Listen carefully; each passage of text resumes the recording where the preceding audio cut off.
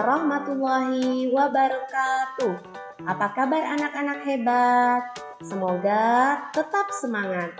Kita akan belajar tematik, tema 1, subtema 4, pembelajaran 2. Sudah siap semuanya ya?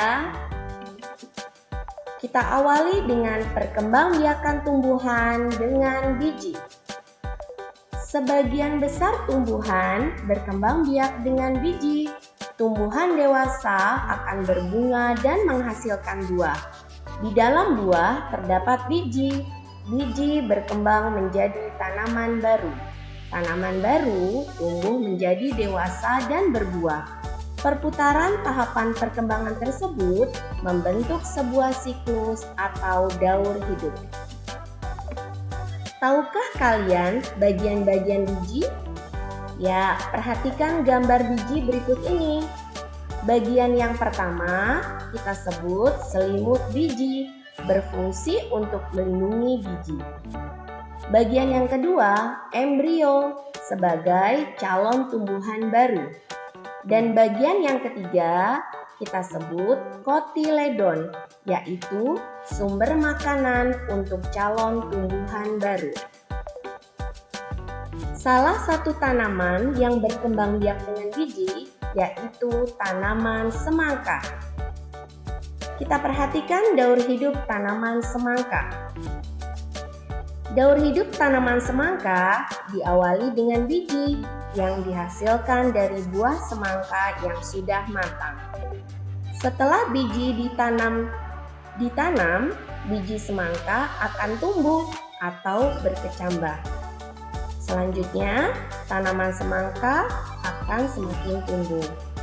Kemudian, tanaman semangka akan menghasilkan bunga saat tanaman tersebut telah dewasa. Nah, setelah berbunga, buah semangka yang tadinya kecil akan semakin membesar.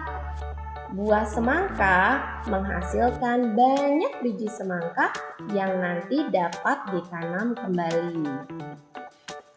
Selanjutnya kita belajar perkembangbiakan tumbuhan dengan tunas. Tahukah kalian apa itu tunas? Tunas adalah anakan yang tumbuh di dekat tanaman induknya. Beberapa contoh tanaman yang berkembang biak dengan tunas yaitu cocor bebek, pisang, dan pohon bambu. Ya, kita lihat ya gambar tanaman cocor bebek. Tanaman cocor bebek, tunasnya tumbuh di daun induknya. Tanaman cocor bebek berkembang biak dengan tunas daun. Tunas cocor bebek tumbuh di tepi daun. Tanaman yang kedua yaitu pohon pisang. Nah, pohon pisang ini sudah tidak asing lagi ya buat kalian ya.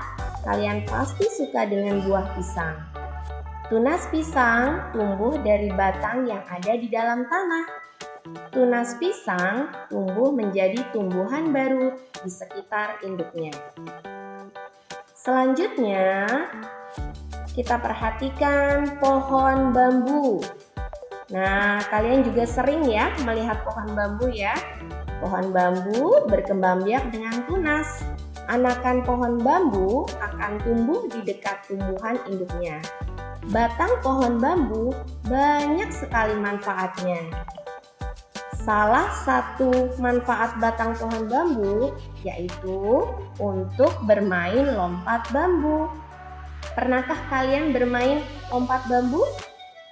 Bermain lompat bambu memerlukan kerjasama yang baik antara sesama pemegang bambu maupun pemainnya.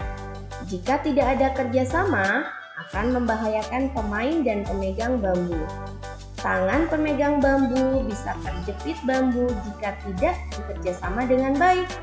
Kaki yang melompat pemain akan tersangkut dan terjepit bambu jika tidak ada kerjasama yang baik. Selain kerjasama, konsentrasi pemain juga sangat penting saat bermain lompat bambu. Jika tidak berkonsentrasi, maka akan membahayakan seluruh pemain. Oke, anak-anak yang hebat, setelah kita mencermati teks bacaan tadi, yuk kita bareng-bareng menjawab pertanyaan berikut ini.